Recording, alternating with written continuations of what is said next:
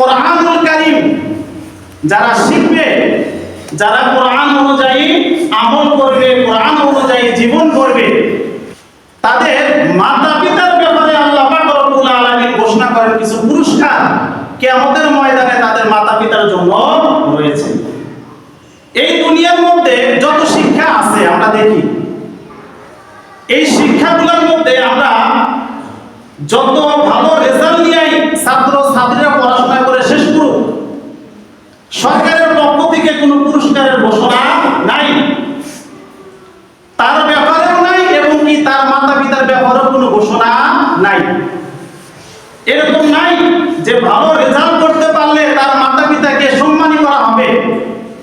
তাই তো আমরা দেখি ক্লাস 1 থেকে নিয়ে শুরু করে একেবারে ওই পাশে অনার্স বলেন, মাস্টার্স বলেন অথবা বিসিএস বলেন, এই 1 থেকে নিয়ে বিসিএস পর্যন্ত একটা ছাত্র যদি খুব ভালো রেজাল্ট নিয়ে লেখাপড়া করে, লেখাপড়া শেষ করার পর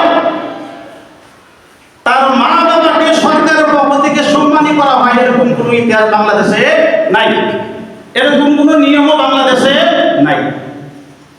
কিন্তু কোরআন হাদিসের শিক্ষা এটা এমন একটা শিক্ষা যে শিক্ষা অর্জন করলে আল্লাহ পাক রব্বুল আলামিন কিয়ামতের ময়দানে তার মা বাবাকে সম্মানিত করবেন। এই সম্পর্কে আল্লাহ রাসূল সাল্লাল্লাহু আলাইহি ওয়াসাল্লাম হাদিসের মধ্যে অত্যন্ত সুন্দর করে বলেন, وقال النبي صلى الله عليه وسلم من قرأ القرآن وعمل بما فيه ألبس ولده تاجا يوم القيامة زوه أحسن من زوء الشمس। আল্লাহ রাসূল সাল্লাল্লাহু আলাইহি ওয়াসাল্লাম এই হাদিসের মধ্যে বলেন, যে ব্যক্তি কোরআন পড়লো, কোরআন অনুযায়ী জীবন করলো, কোরআন অনুযায়ী আমল করলো, কিয়ামতের ময়দানে তার মাতা পিতার মাথার উপরে একটা নূরের মুকুট পরায় দেওয়া হবে, যে নূরের মুকুটের আলো হবে আমাদের বর্তমান পৃথিবীর মধ্যে যে সূর্য আছে এই সূর্যের আলো থেকে অধিক বেশি। সুবহানাল্লাহ।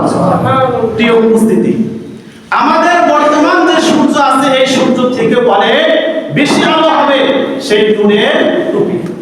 এখন আসেন, একজন কোরআন পড়নেওয়ালা, কোরআন অনুযায়ী আমল করনেওয়ালা, কোরআন অনুযায়ী জীবন করনেওয়ালা ব্যক্তির মাতা পিতাকে এই ধরনের পুরস্কার দেওয়া হবে। আমরা দুনিয়ার মধ্যে দেখি,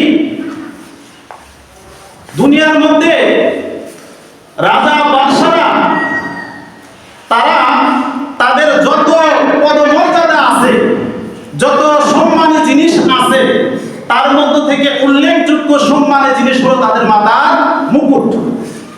যে যত বড় রাজা, যে যত বড় দেশের রাজা হয় তার মুকুটটা তত দামি হয়। যেমন কিছুদিন পূর্বে ইংল্যান্ডের রানী দ্বিতীয় এলিজাবেথ, সে তার এই লম্বা 70 বছরের রাজত্বকালীন তার যত ক্ষমতা ছিল, তার যত সম্পদ ছিল, এই সম্পদের মধ্যে সবচেয়ে দামি যে সম্পদটা ছিল সেটা হলো রানীর মাথার মুকুট। এই রানীর এই মাথার মুকুটের মধ্যে বসানো হয়েছিল বর্তমান পৃথিবীর সবচেয়ে দামি হীরা কোহিনূর। এই হীরার পাথরটা তার মুকুটের মধ্যে বসানো হয়েছিল 3,820 কোটি টাকা, যার বর্তমান মূল্য। তো এত দামি একটা পাথর তার সেই টুপির মধ্যে বসাইছে, সেই মুকুটের মধ্যে বসাইছে। তার সবচেয়ে দামি এই সম্পদ তার বিভিন্ন বড় বড় অনুষ্ঠানে, বিভিন্ন আয়োজনের সময় এই মুকুট সে পরিধান করে। তো দেখেন, আল্লাহ পাক রব্বুল আলামিন এখানে একজন কোরআন পড়নেওয়ালা, কোরআন অনুযায়ী আমল করনেওয়ালা, কোরআন অনুযায়ী জীবন করনেওয়ালা ব্যক্তির মাতা পিতার মাথায় যে মুকুট পরাবে, সেই মুকুট কার মতো হবে? আল্লাহ রাসূল সাল্লাল্লাহু আলাইহি ওয়াসাল্লাম ঘোষণা করলেন সূর্যের আলো থেকেও বেশি। তার মানে হচ্ছে এই পৃথিবীতে যত রাজা বাদশা আসবে তারা যে মুকুট পরিধান করবে, এই মুকুটের মূল্য আর আর সূর্যের মূল্যের সাথে কোনো তুলনা করা চলে না।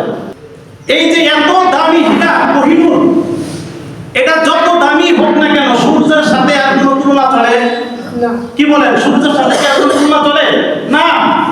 তুলনা সূর্যের সাথে তো আর তুলনা করাই যায় না, এটা সম্ভবই না।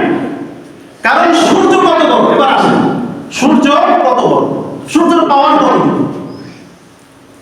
এই সূর্য উদিত হয় তাই এই পৃথিবীতে মানব, দানব, জিন, ইনসান, এক কথায় 18,000 মাখলুকাত এই দুনিয়ার মধ্যে বেঁচে আছে। যদি সূর্য উদিত না হয় তাহলে এই পৃথিবীর মধ্যে মানব, দানব, জিন, ইনসান এমনকি 18,000 মাখলুকাতের কেউ আর বসবাস করতে পারবে না। সূর্যের পাওয়ার ক্ষমতা এত বড় সূর্য। এই সূর্য আমাদের এই পৃথিবী থেকে 3,30,000 গুণ ভারী। মানে আমাদের পৃথিবী যা ভারী তার থেকে 3,30,000 গুণ ভারী। এত বড় একটা শক্তি, এত বড় একটা শক্তি হলো সূর্য। এই সূর্য থেকে আমাদের পৃথিবী 15 কোটি কিলোমাইল দূরে। আমরা সূর্য থেকে 15 কোটি কিলোমাইল দূরে আছি।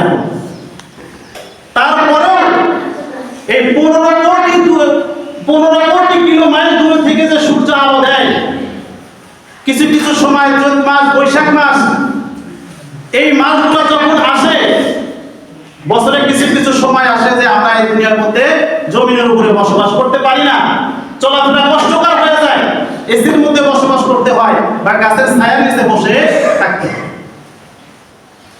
তো এই সূর্য এত দূর থেকে আমাদের আলো দেয়। এই সূর্যের আলো পৃথিবীতে আসা পৌঁছতে সময় লাগে 8 মিনিট 20 সেকেন্ড। 8 মিনিট 20 সেকেন্ড সময় লাগে সূর্যের আলো আমাদের পৃথিবীতে পৌঁছতে। তো দেখেন এখানে আল্লাহ রাসূল কথাটা কি বললেন, যে একজন কোরআন পড়নেওয়ালা, একজন কোরআন অনুযায়ী আমল করনেওয়ালা, কোরআন অনুযায়ী জীবন করনেওয়ালা ব্যক্তির মাতা পিতার মাথার উপরে যে মুকুটটা পরায় দেওয়া হবে কিয়ামতের ময়দানে, সেই মুকুটের আলো হবে বর্তমান পৃথিবীর থেকে অনেক গুণে বেশি। এবার চিন্তা করেন যে একজন কোরআন পড়নেওয়ালার মা বাবাকে কিয়ামতের ময়দানে আল্লাহ পাক রব্বুল আলামিন কত বড় সম্মানী করবেন। সুবহানাল্লাহ। কিন্তু এরপরেও আমরা বোঝার চেষ্টা করি না। আমরা আমাদের ছেলেদেরকে, মেয়েদেরকে দ্বীনি শিক্ষায় শিক্ষিত করতে চাই না। দ্বীনি শিক্ষা থেকে আমরা নিজেরাও দূরে, আমাদের ছেলে মেয়েদেরকেও আমরা দ্বীনি শিক্ষা থেকে দূরে রাখতেছি। তো এরপরে এই হাদিসের শেষের অংশে বলেন, এই পৃথিবীর মানুষ শোনো, একজন কোরআন পড়নেওয়ালা, কোরআন অনুযায়ী আমল করনেওয়ালা ব্যক্তির এই পরিমাণ, তার মাতা পিতার এই পরিমাণ ফজিলত, যে কোরআন পড়বে, যে কোরআন অনুযায়ী আমল করবে, তার কি অবস্থা, তার কি সম্মান হবে, এবার চিন্তা করো।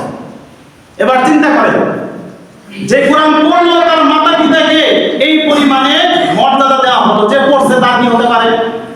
তার মর্যাদা, তার সম্মান এর থেকেও আরো অনেক গুণে বেশি নিশ্চয়ই হবে। তো প্রিয় উপস্থিতি, এরপরে আসেন 5 নাম্বার হাদিস। এই 5 নাম্বার হাদিসের মধ্যে আলোচনা আরো ব্যাপক। এই 5 নাম্বার হাদিসের মধ্যে আলোচনা আরো ব্যাপক। কেমনে? আপনারা শুনলেন, কোরআন পড়নেওয়ালা, কোরআন অনুযায়ী আমল করনেওয়ালা, কোরআন অনুযায়ী জীবন করনেওয়ালা কি কি পুরস্কার পাবে, তার মা বাবাকে কিভাবে সম্মানী করা হবে। আর এই হাদিসের মধ্যে আছে, শোনো, শুধু কোরআন পড়নেওয়ালার ফজিলত কোরআন পড়নেওয়ালার জন্যই না, কোরআনের ফজিলত শুধু কোরআন পড়নেওয়ালার জন্যই না, তার মাতা পিতার জন্যই না, এখানেই শেষ না। এই কোরআন পড়নেওয়ালার আত্মীয় স্বজন যারা হবে তাদের পুরস্কার কি হবে, এই তাদের পুরস্কার ঘোষণা করে নিয়ে হাদিসের মধ্যে।